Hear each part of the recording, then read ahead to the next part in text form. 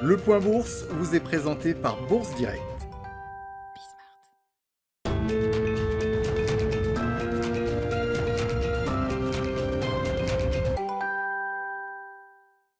Clôture dans le vert ce soir pour le CAC 40. L'indice parisien gagne 0,66% à 6489 points. Les investisseurs qui ont pu suivre toute la journée le rebond de l'activité manufacturière de part et d'autre de l'Atlantique, mais aussi en Asie. Rebond de l'activité manufacturière qu'on va détailler ensemble pour ces différentes régions du monde. Pour la zone euro, tout d'abord, l'indicateur ressort à 63,1 points, son plus haut niveau en progression donc par rapport au mois dernier, avril, où il se situait à 62,9 points. On note d'ailleurs que IHS Markit, qui a calculé cet indice, fait état d'un sous-indice des prix d'achat qui bondit de son côté dans la zone et passe de 82,2 points en avril à 87,7 points au mois de mai. En France, l'activité manufacturière est elle aussi sur un niveau record, un plus haut depuis plus de 20 ans, à 59,4 points après 58,9 points en avril. Une progression qui fait d'ailleurs dire à l'Institut IHS Markit toujours que le plus gros défi des entreprises à présent, c'est d'assumer la charge de travail face à ce rebond de la demande. En Allemagne, la tendance est légèrement différente. L'activité manufacturière recule légèrement après le record du mois d'avril à 66,2 points. Cette activité manufacturière dont l'indice PMI revient à 64,4 points donc au mois de mai. L'Allemagne qui constate toujours un rebond de la demande mais dont le secteur manufacturier souffre de tensions en matière d'approvisionnement.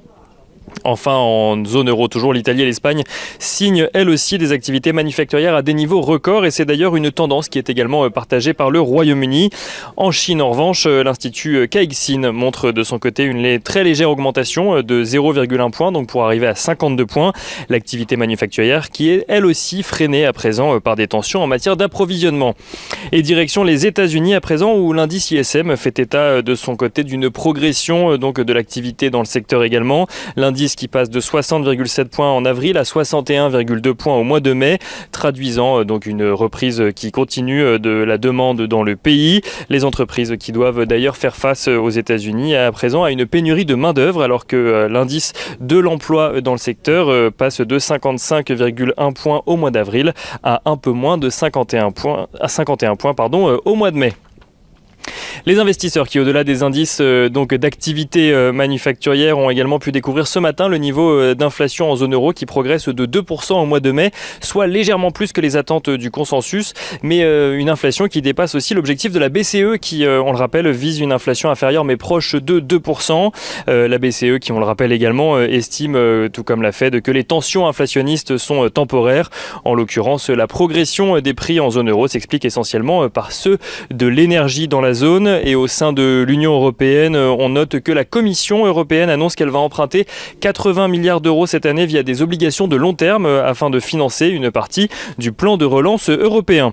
Du côté des valeurs, à présent qu'il fallait suivre aujourd'hui à la bourse de Paris, Suez a annoncé même ce matin avoir cédé des actifs pour 1,1 milliard d'euros à l'allemand Pré-Zéro. Une session dont les premières discussions avaient commencé en septembre dernier et qui concerne des activités de recyclage et de valorisation des déchets aux Pays-Bas, au Luxembourg, en Allemagne ou encore en Pologne. Le montant de la transaction qui correspond d'ailleurs globalement au chiffre d'affaires 2019 cumulé des entités en question.